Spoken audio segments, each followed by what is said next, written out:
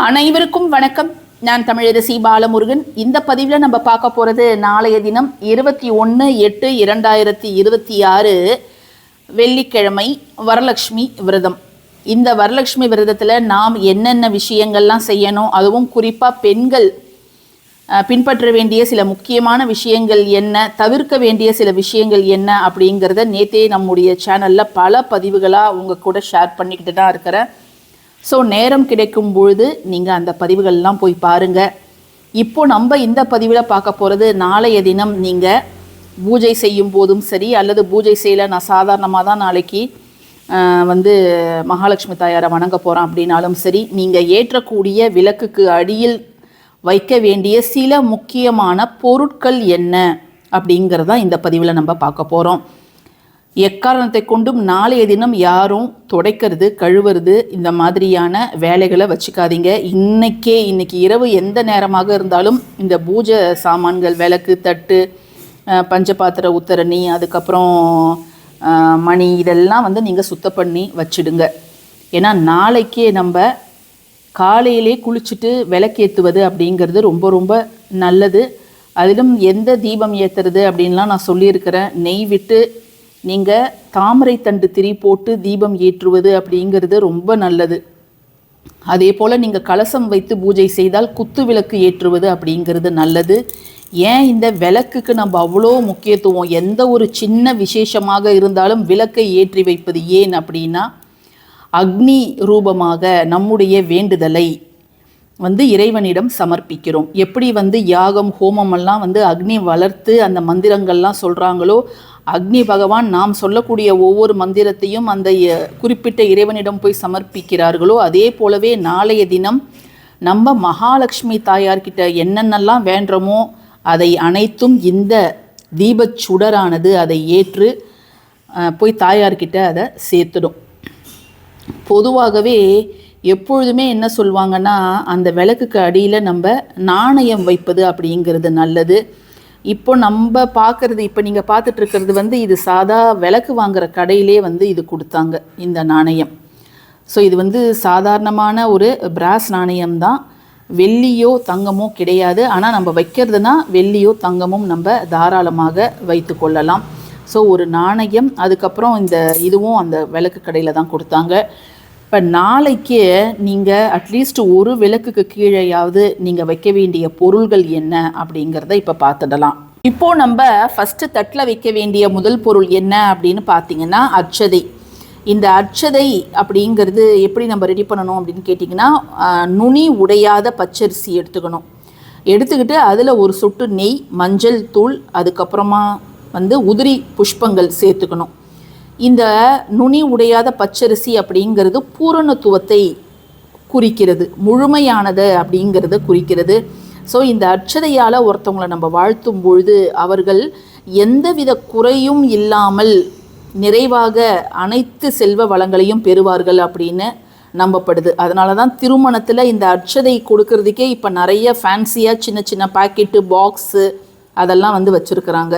அதனால் நம்ம திருமணத்துக்கு போகிறது இந்த அட்சதையை தூவிட்டு வாழ்த்திட்டு அவங்க எப்பொழுதும் இணை பிரியாமல் 16 செல்வங்களையும் பெற்று வாழணும் அப்படிங்கிறதுக்காக தான் இந்த அட்சதையை நம்ம விளக்குக்கு கீழே வைக்கும் பொழுது அதே பூரணத்துவம் நம்முடைய வாழ்க்கையில் வேணும், உண்டாகணும் அப்படிங்கிறதுக்காக தான் இதை நம்ம வைக்கிறோம். அதனால தான் இந்த அட்சதையால் நம்ம அர்ச்சனையும் செய்வோம். ஏன்னா அன்னலக்ஷ்மி இந்த அரிசியில் தான் உறைவிடமாக இருக்கிறாங்க. நம்ம எல்லாம் உயிர் வாழ்வதற்கு தேவையான ஒரு பொருள் அரிசி. அந்த நவதானியங்கள்லே முதன்மையான தானியம் என்ன அப்படின்னு பார்த்திங்கன்னா அரிசி, சந்திரனுக்கு உரியது. ஸோ இதை நம்ம வைக்கும் பொழுது நிச்சயமாக நாம் செய்யக்கூடிய பூஜைகள் அனைத்தும் பூரணத்துவம் பெறும், நம்முடைய வாழ்க்கையும் முழுமையானதாக இருக்கும், அஷ்டலக்ஷ்மிகளோட அருளும் நமக்கு முழுமையாக கிடைக்கும் அப்படிங்கிற ஒரு நம்பிக்கையில் தான் நம்ம இதை வைக்கிறோம். சரிங்களா? அடுத்து நாம் வைக்க வேண்டிய மிக முக்கியமான ஒரு பொருள் என்ன அப்படின்னு பார்த்தீங்கன்னா இந்த ஏலக்காய். வாசனையான இந்த பச்சை ஏலக்காயை பார்த்து வையுங்க. இது மகாலட்சுமி தாயாருக்கும் உரியது, நாராயணனுக்கும் உரியது. நாளைக்கு நீங்கள் பூஜை செய்யும் பொழுது ஜஸ்ட் இந்த ஏலக்காவை ஒரு கப்பில் போட்டு அல்லது ஒரு தட்டில் வச்சு நீங்கள் அந்த பூஜை அறையில் வையுங்க. ஏன்னா இது அவ்வளவு நேர்மறை சக்திகளை ஈர்த்துட்டு கொண்டு தரும். இன்கேஸ் நம்மளே பூஜை பண்ணும்பொழுது காலையில் நல்லா இருப்போம், ஈவினிங் வந்து ஏதோ மனசில் ஏதோ ஒரு சலனம், ஒரு டிப்ரெஷன்னு, யாரோ ஏதோ சொல்லிட்டாங்க, ஒரு அரைகுறையாக அந்த பூஜையை செய்ய நேரிடும். அந்த பூஜை அப்படி பண்ணணும் இப்படி பண்ணணும்னு ஒரு வாரமாக 10 நாளாக நம்ம திட்டம் போட்டு வச்சுருப்போம். ஆனால் அந்த பூஜை செய்யக்கூடிய நேரத்தில் நம்மளுடைய மனது வந்து ஒரு முழு நிம்மதியாக முழு சந்தோஷமானதாக இருக்காது. அப்படிப்பட்ட குறைகளையும் நிவர்த்தி செய்வதற்காக தான் இந்த ஏலக்காய். இப்போ கணவர் ஒன்று சொல்வார், மனைவி ஒன்று சொல்லுவாங்க, பசங்க ஏதாவது ஒரு பிரச்சனையை எடுத்துகிட்டு வருவாங்க. நம்ம பூஜைக்கு எல்லாம் ரெடி பண்ணிகிட்ருப்போம். ஒரு 6 மணிக்கு பூஜைன்னா 4 மணிக்கு 4:30 மணிக்கு ஏதாவது ஒரு ஃபோனில் ஏதாவது மெசேஜ் வரும், இல்லை எனக்கு இந்த பிரச்சனை அந்த பிரச்சனைன்னு யாராவது ஏதாவது ஒன்று சொல்லுவாங்க. அந்த தடைகள்லாம் நம்ம மனதை எந்த அளவும் பாதிக்கக்கூடாது. நமக்கு ஒரு மன அமைதியோடு முழு மனதோடு ஒரு பூஜையை நம்ம நிறைவாக செய்யணும். அப்படிங்கிறதுக்காக தான் இந்த ஏலக்காவை நம்ம வைக்கிறோம். ஏன்னா நிறைய பேர் நம்ம கமெண்ட்லேயே சொல்லுவாங்க, மேடம் அந்த பூஜை பண்ணுற நேரத்தில் ஏதாவது ஒரு பிரச்சனை வந்துடுது மேடம், அல்லது பூஜை முடிந்ததுக்கப்புறம் ஏதாவது ஒரு பிரச்சனை வந்துடுது, ஆளாளுக்கு முகத்தை திருப்பி வச்சுக்கிறாங்க, யாருமே தீபாராதனை காமிக்க கூட வரமாட்றாங்கன்னு.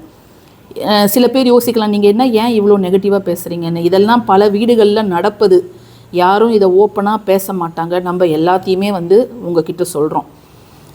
ஸோ இப்படிலாம் கூட வந்து நடக்கும். அதெல்லாம் நடக்கக்கூடாது அப்படிங்கிறதுக்காக தான் இந்த ஏலக்காவை வைக்க சொல்கிறேன். நீங்கள் 1, 3, 5 ஒற்றைப்படையில் இந்த ஏலக்காவை நீங்கள் தாராளமாக வைக்கலாம். அதன் பிறகு 3வது பொருள் என்ன அப்படின்னு பார்த்தீங்கன்னா வெட்டிவேர். நம்ம செய்யக்கூடிய காரியங்கள் அனைத்தும் எந்த ஒரு தடையும் இல்லாமல் வெற்றியை நமக்கு கொண்டு வந்து தரணும். ஏன்னா நாளைக்கு நிறைய பேர் நிறைய வேண்டுதல் வைப்பாங்க. திருமணம் கைகூடணும், குழந்தை பேர் கிடைக்கணும், நல்ல வேலை கிடைக்கணும், கணவர் மனைவிக்குள்ளார ஒற்றுமையாக இருக்கணும், குழந்தை வரம் வேண்டும், இந்த வெளிநாட்டு வேலை வேணும், அரசாங்க வேலை வேணும், கடன் தீரணும், சொந்த வீடு வாங்கணும், வழக்கில் வெற்றி பெறணும் அப்படின்ட்டு எவ்வளவோ விஷயங்கள் வேண்டுவாங்க. அந்த வேண்டுதலில் இருக்கக்கூடிய தடைகளை எல்லாம் தகர்த்தெறிந்து அந்த விஷயங்கள் அனைத்தும் நமக்கு முழுமையாக வெற்றியை தரணும். அப்படிங்கிறதுக்காக தான் நம்ம வெட்டி வேரை இங்கே வைக்கிறோம்.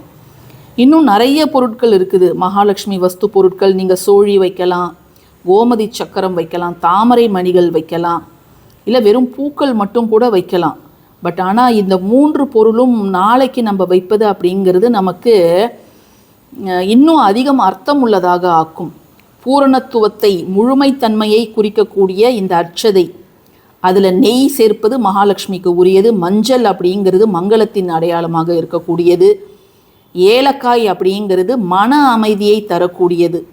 நம்மை சுற்றி சூழ்நிலை எவ்வளவு மோசமானதாக இருந்தாலும் நாம் ஒரு மன அமைதியுடன் அந்த பூஜையை செஞ்சு முடிக்கணும் அப்படிங்கிறதுக்காக தான் அது. நம்ம பிள்ளையாரெலாம் பிடிச்சு தான் வைக்க போகிறோம். பட் இருந்தாலும் ஏலக்காய் 1, அதுக்கப்புறம் வெட்டிவேர், இந்த 3ம் வச்சு நீங்கள் செஞ்சீங்கன்னா ரொம்ப ரொம்ப நல்லது. ஏன்னா வெட்டிவேர் எல்லா பூஜா ஸ்டோர்லேயும் கிடைக்குது. நீங்கள் நாளைக்கு காலையில் நீங்கள் பூஜை பண்ணுறீங்க, கலசம்லாம் வச்சு பண்ணால் கூட, பண்ணுறீங்களோ பண்ணலையோ, நீங்கள் இந்த பொருளை வைத்து நாளைக்கு நீங்கள் தீபம் ஏற்றுங்க. ஏன்னா நான் டைம் அவ்வளோ இருக்குதுன்னு சொல்கிறேன். இப்போ நீங்கள் பார்க்குறீங்கன்னா கூட நீங்கள் நாளைக்கு ஈவினிங் விளக்கேற்றும் போது கூட இந்த பொருட்களை எல்லாம் நீங்கள் வைத்து பூஜை செய்து பாருங்கள். அப்படி ஒரு மனநிறைவு உங்களுக்கு ஏற்படும். ஸோ இந்த பதிவு உங்களுக்கு பிடிச்சிருந்ததுன்னா கட்டாயமாக லைக் பண்ணுங்கள், ஷேர் பண்ணுங்கள், நம்ம சேனலுக்கு சப்ஸ்கிரைப் பண்ணுங்கள். தேங்க்யூ ஃபார் வாட்சிங் திஸ் வீடியோ. நன்றி.